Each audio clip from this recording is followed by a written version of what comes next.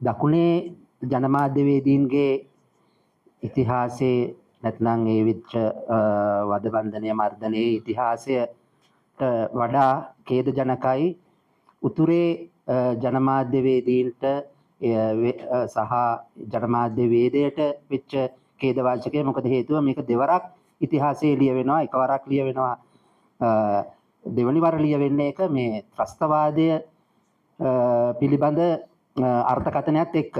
ඉතින් මේ නිසා උතුරේ සමහරක් ඉතිහාසය ලියවෙනකොට ඒක දකුණට ඒක කොහොම අර්ථකථනය වෙනවද කියන එකේ ජනමාධ්‍යවේදීන්ගේ ඉතිහාසය.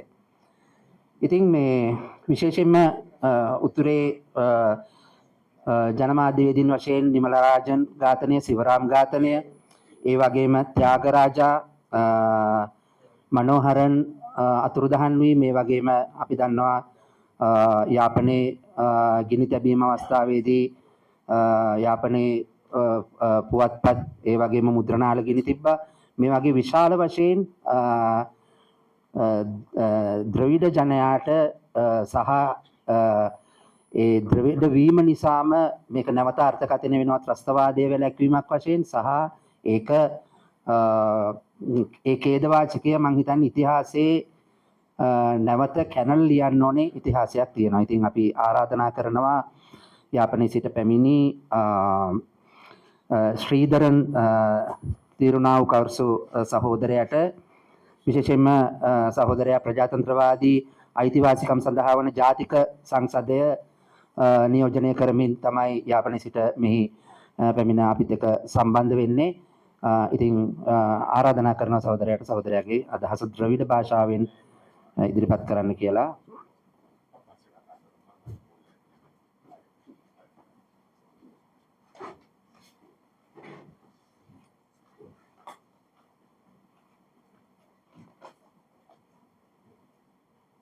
Oration from Tamil language, the translation will be available. Comrades and friends, கருப்பு ஜனவரியும் கருத்து சுதந்திரமும். கருப்பு ஜனவரி என்ற தலைப்பிட்டு ஜனபலிய தோழர்களால் நடத்தப்படும் இந்நிகழ்வு இலங்கையின் ஒரு இருண்ட காலகட்டத்தில் உண்மையாக துணிச்சலாக கருத்து சொல்வதற்கு ஊடகவியலாளர்களுக்கு இருந்த சவால் நினைவு கூறப்படுகிறது. லசந்த விக்ரமதுங்க படுகொலை செய்யப்பட்டதும், பிரகித் எகனிலியா கூட காணாமலாக்கப்பட்டதும், சிரச ஊடக நிறுவனத்துக்கு பெட்ரோல் குண்டு வீசி எரிக்கப்பட்டதும் ஜனவரி மாதத்தில் தான். ஆனால் தமிழ் சமூகத்தில் கருத்து சுதந்திரத்திற்காக உயிரிழந்தவர்களின் பட்டியலை எடுத்தால் அது வருடத்தின் 12 மாதங்கள் பூராவும் நீண்டு செல்வதாக இருக்கும். ஊடக சுதந்திரம், கருத்து சுதந்திரம், சிந்தனை சுதந்திரம் என்பன ஜனநாயக சமூகத்தின் அடிப்படையான அம்சங்களாகும். இலங்கையின் தமிழ் சமூகத்தை பொறுத்தவரை இந்த சுதந்திரங்கள் புறவயமாகவும் அகவயமாகவும் மிக மோசமாக மறுக்கப்பட்ட சமூகமாகவே நாம் இருந்தோம் என்ற உண்மையை நாம் இங்கு உரத்து கூறியாக வேண்டும். சுயாதீனமாக சிந்திப்பது, எழுதுவது, பேசுவது, ஆற்றுகை நிகழ்த்துவது, சினிமா எடுப்பது எல்லாமே அன்று அபாயகரமானவையாக இருந்தன. அவ்வாறு பேனா எடுத்தவர்கள் அல்லது குரல் எழுப்பியவர்கள், அதை செவிமடுத்து அதை பற்றி பேசியவர்கள் என அனைவருமே ஒன்றில் இலங்கை நாட்டின் எதிரி, பயங்கரவாதி அல்லது எமது தமிழினத்தின் துரோகி என அடையாளப்படுத்தப்பட்டு அழிக்கப்பட்ட அல்லது காணாமலாக்கப்பட்ட வரலாறே எமக்கன்று உரித்தாகியது. அது மட்டுமல்ல, எமது குடும்பங்கள், உறவுகளுக்குள்ளேயே ஒருவரோடொருவர் சுதந்திரமாக சரிபிழை பற்றி பேசுவது கூட மிகவும் ஆபத்தானதாக இருந்த காலம் அது. தனது உயிரை தானே மாய்த்து கொண்ட தமிழ் பெண் கவிஞர் சிவரமணி அவர்கள், நாம் இங்கு வாய் திறப்பதெல்லாம் உண்பதற்கும் குடிப்பதற்கும் மாத்திரம்தான் என்று எழுதி வைத்தார். 1991 மே மாதம் 16 இடப்பட்ட தனது தற்கொலை குறிப்பில் எனது கைக்கட்டியவரை எனது அடையாளங்கள் யாவற்றையும் அழித்து விட்டேன். நீங்கள் செய்யக்கூடிய உதவி, உங்களிடம் எனது கவிதைகள் ஏதும் எஞ்சியிருந்தால் அவற்றை எரித்து விடுங்கள் என்று தனது இறுதி குறிப்பை எழுதி வைத்துவிட்டு 1991 மே மாதம் 19 யாழ்ப்பாணத்தில் தன் சொந்த வீட்டில் தனது 23வது வயதில் சிவரமணி தற்கொலை செய்து கொண்டார். எனவே எமது தமிழ் சமூகத்தின் அன்றைய இருண்ட காலகட்டத்தில் இலங்கை அரசு கட்டவிட்டு விட்ட யுத்த சூழலுக்குள்ளும் எமது விடுதலைக்காக புறப்பட்டவர்கள் உருவாக்கிய போராட்ட சூழலுக்குள்ளும் அங்கு நடந்தவற்றை நேர்மையாக உண்மையாக எழுதவும், அவற்றை படிக்கவும், அவை பற்றி பேசவும், ஏன் அவை பற்றி சிந்திக்கவும் கூட நாம் தடுக்கப்பட்டோம். அன்றைய எமது 3.5 தசாப்த கால அனுபவம் என்பது தெற்கு மக்களினதை விடவும் கருமையானது, கனதியானது, கசப்பானது. அந்த வகையில் இன்றைய தினத்தில் இலங்கை முழுவதும் கொல்லப்பட்ட, காணாமலாக்கப்பட்ட, சித்திரவதைகளுக்கு உள்ளாக்கப்பட்ட அனைத்து ஊடகவியலாளர்களுக்கும் நீதியை கோருவதற்கு உங்களுடன் சேர்ந்து நாமும் உரத்த குரலில் வலியுறுத்துகின்றோம். எமது நாட்டு மக்களுக்கு சுயமரியாதை, கௌரவம் மற்றும் கண்ணியமான வாழ்வு ஒன்று கட்டியமைக்கப்பட வேண்டும் என்பதே எமது நோக்கமாகும். ஏனென்றால் ஒரு சமூகத்தில் ஜனநாயக இடைவெளி என்பது பாதுகாக்கப்பட சுதந்திரமான கருத்து வெளிப்பாடும் சுதந்திரமான கருத்து பரிமாற்றமும் மிக முக்கியமானவை. ஆனால் அந்த இடைவெளி முழுமையாக தடுத்து ஒடுக்கி அளிக்கப்பட்ட பயங்கரமான காலகட்டம் ஒன்றையே கடந்தே நாம் அனைவரும் பயணப்பட்டு வந்திருக்கிறோம். ஒரு நாட்டின் சுதந்திரத்தின் அளவை அந்த நாட்டின் ஊடகங்கள் பிரதிபலிக்கும். அது பற்றி தோழர் லெனின் சொல்லும் போது, ஊடகம் என்பது ஒரு கட்டிடத்தின் சாரம் போன்றது என்பார். மனித உரிமை, ஜனநாயகம், இலங்கை சமூகங்களிடையே ஐக்கியம், பெண் உரிமை, சமூக நீதி மறுக்கப்பட்டவர்களின் உரிமை, தொழிலாளர்களின் உரிமை என்பதற்காக குரல் கொடுக்க தம்மை அர்ப்பணித்த பலரும் படுகொலை செய்யப்பட்டார்கள்.